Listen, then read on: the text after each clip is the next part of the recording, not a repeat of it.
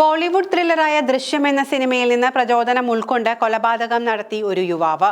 വൃദ്ധ സ്ത്രീയെ കൊലപ്പെടുത്തി മൃതദേഹം കത്തിച്ച് അത് തടാകത്തിൽ തള്ളുകയായിരുന്നുവെന്നാണ് പോലീസ് പറയുന്നത്. 2013 പുറത്തിറങ്ങിയ ദൃശ്യം എന്ന മലയാള ചലച്ചിത്രത്തെ അടിസ്ഥാനമാക്കിയാണ് ബോളിവുഡ് ത്രില്ലർ ദൃശ്യം നിർമ്മിച്ചിരിക്കുന്നത്. ക്രൈം പട്രോൾ പോലുള്ള ത്രില്ലറുകളും മറ്റും കുറ്റാന്വേഷണ പരിപാടികളുമാണ് പ്രതിയായ രമേശ് ലോഹറിന് ഏറെ ഇഷ്ടം. ഇയാൾ 5ാം ക്ലാസ്സിൽ പഠനം നിർത്തിയ വ്യക്തിയാണ്. ചാന്ദിബായ് എന്ന സ്ത്രീയുടെ ആഭരണങ്ങൾ മോഷ്ടിക്കാനായാണ് അവരെ കൊല്ലാൻ തീരുമാനിച്ചതെന്ന് ഇയാൾ പോലീസിനോട് പറഞ്ഞതായി Udaipur assistant police superintendent Manish Kumar പറഞ്ഞു. ഒരു ആഘോഷ പരിപാടിക്ക് ഡ്രംസ് വായിക്കുന്നതിനിടയിലാണ് ചാന്ദിനിബായിയെ ആദ്യമായി പ്രതി കാണുന്നത്. അവർ അണിഞ്ഞിരുന്ന സ്വർണം, വെള്ളി ആഭരണങ്ങൾ കണ്ടാണ് ഇയാൾ എങ്ങനെയെങ്കിലും അത് സ്വന്തമാക്കണമെന്ന് ആഗ്രഹമുറപ്പിച്ചത്. ശേഷം ഫെബ്രുവരി 22-ന് ഒരു ചടങ്ങിന് ഡ്രംസ് വായിക്കാനെന്ന് പറഞ്ഞ് 1100 രൂപ വാഗ്ദാനം ചെയ്ത് രമേശ് ചാന്ദിനിബായിയെ തന്റെ വാനിൽ കയറ്റി കൊണ്ടുപോയി.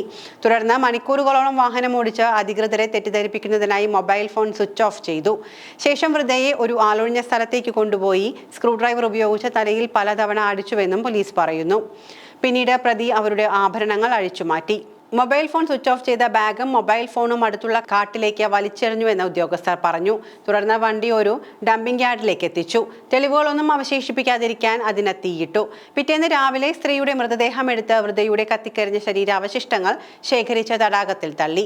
ദൃശ്യം എന്ന സിനിമയിലെ പോലെ മൃതദേഹം കണ്ടെത്തിയില്ലെങ്കിൽ താൻ പിടിക്കപ്പെടില്ല എന്ന് അയാൾ വിശ്വസിച്ചിരുന്നുവെന്ന് ASP പറഞ്ഞു. ശേഷം കുറ്റം തെളിഞ്ഞത് ഡംപിംഗ് യാർഡിൽ നിന്ന് സ്ത്രീയുടെ തലയോട്ടിയുടെ ചെറിയ കഷ്ണങ്ങൾ പോലീസ് കണ്ടെത്തിയതോടെയാണ്. ഫോറൻസിക് പരിശോധനയ്ക്കിടെ രമേശിന്റെ വാനും രക്തക്കറകളും മനുഷ്യരോമങ്ങളും കണ്ടെത്തി. ചാന്ദിനിബായിയുടെ കിടക്കയിൽ നിന്ന് ശേഖരിച്ച മുടിയുടെ സാമ്പിളുമായി ഒത്തുനോക്കിയപ്പോൾ DNA മാച്ച് ചെയ്തതായും ASP പറഞ്ഞു. ചാന്ദിനിബായിയെ കാണാതായി കുടുംബം റിപ്പോർട്ട് ചെയ്യുന്നതിന് 2 മാസത്തിന് ശേഷമാണ് കേസിന്റെ ചുരുളഴിഞ്ഞത്. പരാതിയുടെ അടിസ്ഥാനത്തിൽ അന്വേഷണം നടക്കവേ ഫെബ്രുവരി 22-ന് വൃദ്ധ ഒരു സിൽവർ നിറത്തിലുള്ള വാനിൽ കയറി പോകുന്നത് കണ്ടെന്ന ദൃക്സാക്ഷികൾ മൊഴി നൽകിയിരുന്നു.